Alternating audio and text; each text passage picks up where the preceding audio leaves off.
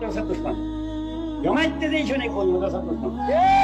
হয়ে যাচ্ছে পছন্দ হইতে কেউ আল্লাহ করো যদি এই ফেরো যদি এই হুকুমত কাজ করে বলিব দেওবন্দি আলোচনা জামাত মাদ্রাসা রাখছে। আমরা কেন বলি যে আমি যা করি এইটা ইসলামের সব থেকে খাঁটি, আর কোনো খাঁটি কিছুই নেই? এই কথা আমরা কেন বলি? আমরা কেন মানুষকে আপন করতে পারি না? কেন মানুষকে শত্রু বানাই?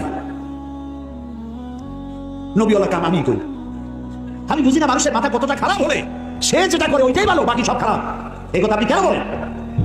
এই ছোট লোকের আচরণ বন্ধ করুন।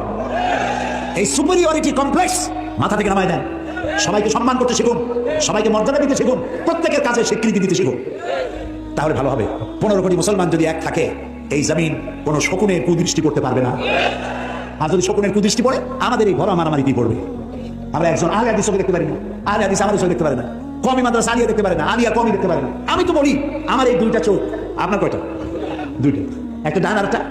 এই দুইটা চোখের মধ্যে আপনার কাছে কোনটা প্রিয়?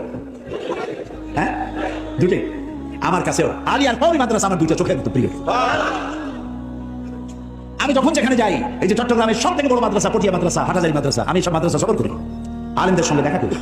মৌলানা শামসুল হক সাহেব ফরিদপুর রহমাতুল্লাহ সদস্য যাকে বলা হয়, আমি তার উজু করাইছি, তার পাও ধোয়াই দিয়েছি। আমি খতিবে আজম মাওলানা সিদ্দিক আহমদ সাহেবকে খেদমত করেছি। আমি মক্কা শরীফে জ্বর হয়েছে, আমি তার পাশে বসে পাও চেপেছি। তার এর তো আমি ছোট হয়ে যাইনি।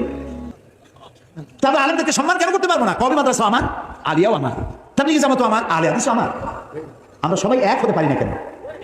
আমরা যদি এক হই তাহলে শত্রুরা আমাদেরকে ছোট চোখে আর দেখতে পারবে না।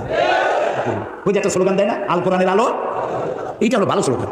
খালি একটা স্লোগান পাইছে, ইসলামের শত্রুরা হুঁশিয়ার সাবধান। কি শত্রু? আমার কোনো শত্রু নাই। তিনি কওমি মাদ্রাসার আলেম।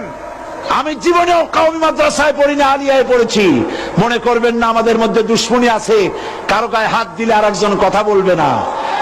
আর একজন বাংলাদেশের আর একজন আলেমের গায়ে যদি সরকার হাত দেয়, বাংলাদেশ দাবানলের মতো দাউ দাউ করে আগুন জ্বলবে।